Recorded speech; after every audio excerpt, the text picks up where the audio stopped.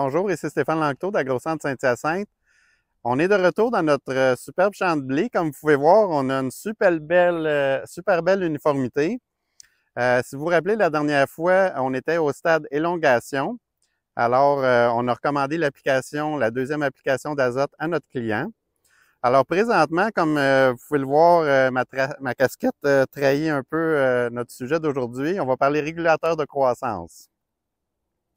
Alors, cette semaine, notre blé est rendu au stade premier nœud, comme on peut le voir ici.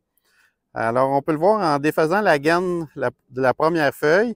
Et quand on voit un léger renflement à la base, ça veut dire qu'on est au stade premier nœud. C'est le stade idéal pour faire l'application de notre régulateur de croissance. On a encore un petit peu de temps, environ une semaine encore, jusqu'au stade 2 nœuds. Le but du régulateur de croissance, c'est d'épaissir la tige. Donc, à chaque moment où on va l'appliquer, la tige va s'épaissir à ce niveau-là. Alors, on ne veut pas l'appliquer trop tard, parce que si on l'applique plus tard, on va épaissir le haut de notre tige et le bas sera pas assez fort pour supporter le poids de notre épi. Bon, souvent, quand je parle de régulateur aux producteurs agricoles, j'ai souvent la réflexion « Oui, mais je vais perdre la paille ». En fait, il n'y aura pas de perte de paille. Ce qu'on va perdre sur la longueur, on va le regagner sur la largeur de la tige. Et puis, en plus de ça, normalement, dans le blé d'hiver, on devrait s'attendre à un gain de rendement d'environ 6 boisseaux à l'acre, ce qui devrait couvrir les frais, en fait, du régulateur qu'on va appliquer. D'un autre côté, il ne faut pas s'attendre à ce que le régulateur fasse entièrement le travail concernant la tenue du plant de blé. Dans la fertilisation, il y a 5 éléments qui sont essentiels à la bonne tenue des tiges. On parle de l'azote. Ça, c'est clair, on en met généralement une bonne quantité. La potasse, qui est souvent déficiente dans nos champs. On a ensuite le calcium. Donc, à ce moment-là, un bon chaulage va permettre assez de calcium pour le plant. Et les deux autres éléments mineurs sont le manganèse, qui est souvent pas regardé assez, et le cuivre, finalement, qui n'est pas un élément qui a besoin d'une très grosse quantité, mais qui est très important. Un autre problème que je vois de temps en temps, c'est les producteurs qui veulent tout mettre les produits en même temps. Alors, on se rappelle que le régulateur de croissance, ça a quand même une action hormonale dans le plant.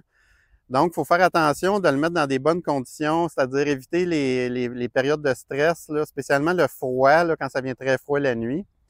Autre chose qu'il faut éviter, c'est de mettre des herbicides hormonaux contenant soit du MCPA, du Bactril, etc.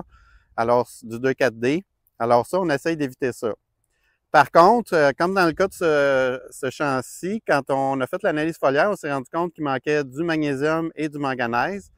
Alors, au niveau de l'engrais foliaire, il n'y a pas de problème en général à mélanger ça avec notre régulateur. Donc, à ce moment-là, on peut faire d'un passage 2 coups. En conclusion, dans la production de blé, là, ce qu'on veut, c'est d'avoir le maximum de matière sèche là, avant la production, avant la sortie de notre épi pour que tout ce qui est produit dans les feuilles et les tiges se transfère vers nos grains, donc avoir un rendement maximum. Le régulateur de croissance combiné à une bonne fertilisation, là, ça va nous permettre d'avoir une tenue, de tenir tout ça en place, c'est-à-dire d'éviter la verse qui pourra nous causer d'autres problèmes au niveau de la récolte et de la qualité du grain. Donc, on se revoit la semaine prochaine ou dans environ 10 jours pour notre prochaine intervention qui va être de vérifier entre le stade premier nœud, deuxième nœud, si on a de la maladie foliaire, entre autres la rouille. Alors, à ce moment-là, ça va demander une intervention fongicide. C'est assez rare, mais il faut quand même faire le dépistage au champ pour vérifier si on a présence de ce champignon-là. Aussi, on pourra faire une analyse foliaire pour vraiment revenir avec un engrais foliaire et compléter s'il y a un manque d'éléments mineurs.